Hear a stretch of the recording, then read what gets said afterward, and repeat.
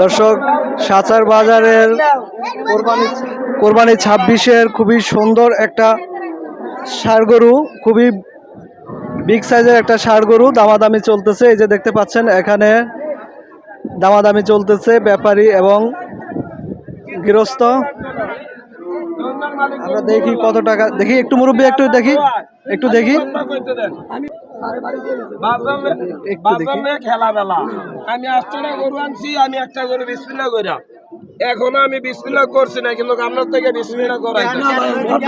ষাঁড় গরুটা কি আপনার? যে আমার গরু। কত চাইছেন এটা?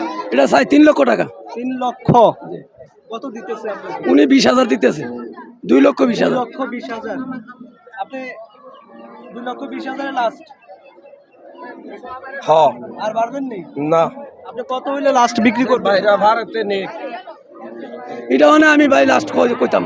লাস্ট বলতে পারবেন না? এটা কেন জনগণে নিব, কুরবানি দিতে নিব। আমি তো এটা কি আপনার ঘরের গরু? আমার ঘরের গরু, আপনার নিজের পালাতো? নিজের পালিত গরু।